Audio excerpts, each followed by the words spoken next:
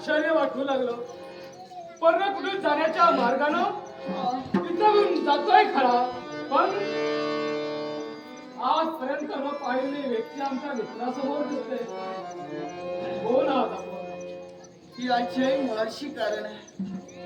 राजघराण्यात माझा जन्म झाला.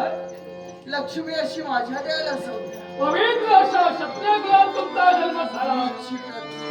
नाव तुमचं लक्ष्मी. कुणाच्या कोण? आणि हा वेश परिधान करून एका पुरुषाप्रमाणे लढवय्या म्हणून इथं वावरण्याचं कार्य तुम्ही करता. मुळाशी कारण त्याच्या प्रकारचं घडलं. कारण हा काट्या कुट्याचा मार्ग मी वासुदेव वासुदेव घडला नाही तो प्रकार माझ्या जीवनात घडला. आणि म्हणूनच मी माझ्या रक्षणासाठी आणि माझ्या बाळाच्या रक्षणासाठी एकसारखा मार्ग शोधते हो. आधार नाही मला.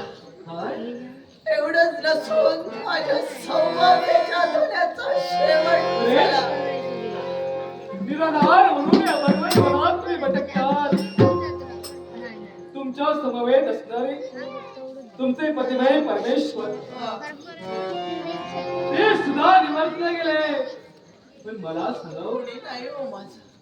तुम्ही निराधार आहात. पण तुमच्या सर्वांगाचं निरीक्षण केलं. एका क्षत्रिय कुलात तुमचा जन्म झाला. मग ही तुमची अवस्था कोणी केली? आमची अवस्था क्रूर असेल. याने आमच्यावर अशी परिस्थिती आणली आणि म्हणूनच आम्ही हा काट्या कुट्याचा मार्ग आखतोय. अरे पण तुमच्या जवळ पाहिलं असेल तर खरोखरच मला आधार नाही हो. आणि भक्त जगते ही माझ्या बाळासाठी जगते. महाराणी लक्ष्मी तुमच्या नावानुसार आणि तुमच्या समवेत असणारे म्हणजेच तुमच्या राज्यातील सर्व सेनानी दुष्ट बुद्धी याने तुमच्यावर आज प्रसंग निर्माण केला. म्हणून जरी आपण या धर्मातून प्रांतात असलो तरी सुद्धा तुमच्या जीविताला धोका आहे. एवढंच नव्हे तर तुमच्या स्तनेदात असणारा भाग हा म्हणजे राज्याचा राजअंकुर. आणि हा राजअंकुर जिवंत राहणं फार महत्त्वाचं आहे. त्याचा शेवट झाला आणि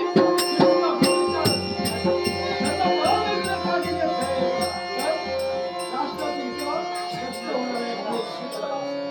या धर्मपूर्ण प्रांताचा समजावा. या डोंगरा पलीकडे दिसणारी शांतीपूर्ण नगरी.